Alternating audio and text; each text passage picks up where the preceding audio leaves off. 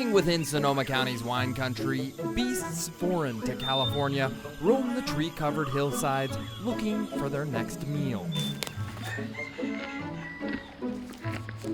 There you go. It's like a long finger. Yeah, you are. Well, it's drool and very everything. slobbery. Yes.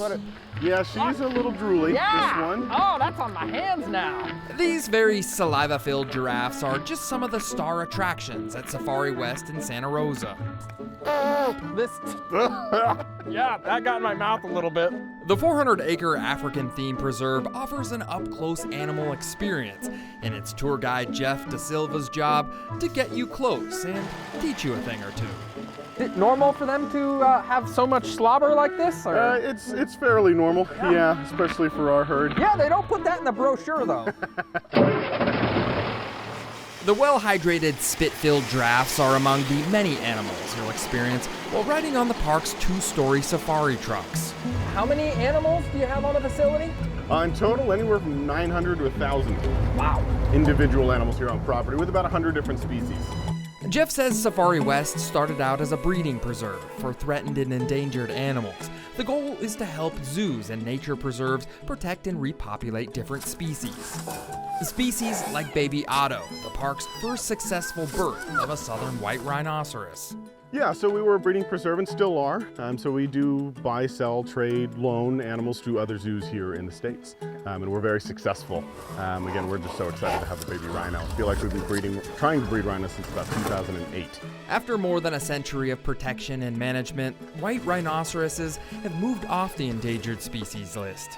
They are classified as a near threatened species, so there's about 15 to 16,000 left right now, which is awesome. Just like the giraffes, the rhinoceroses eat well at Safari West. I was lucky enough to experience feeding time, and not so lucky to experience one of Jeff's lessons on rhino digestion. What are you holding in your hand there? Well, it's done, but these animals, they're not very efficient at digesting their food. Okay? So when you break it apart, it's all just hay. Okay. It's all grass, it's all safe to handle. You know, if this was lion, then we probably wouldn't touch it. It's another thing they don't put on the brochure here is the amount of dung you might hold. Yes. Just to be clear, every tour is different at Safari West and may not include a lesson on dung. And because the property is so big, you may not see all the animals. That's kind of the beauty of the property, is it really feels like a safari. You don't know what you're gonna see, where you're gonna see it, or how good that sighting is gonna be. One place you are guaranteed to see the animals is in the aviary. And unlike a zoo, you can walk right into the enclosure. Here you really get very close to these animals. Very close, yes. You're in and amongst, this is their habitat. It's like the tours that you were on earlier today. You are in their home. When co-owner Nancy Lang and her husband Peter Lang first started giving tours in 1993, the idea of commingling people in animal habitats didn't really take off at first. How did your first opening go? No one came. The first day, no one came. Nancy says a safari was a new idea in this area, but she and her husband believed that if people could get an up-close experience with the animals, they would feel more connected and want to protect them. Is conservation, is that a big part of this? It's a huge part of what we do.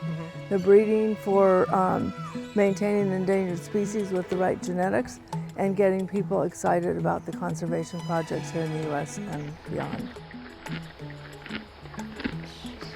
From Safari West in Santa Rosa, I'm John Bartell. Hope to see you on the Backroads. This is just really a lot.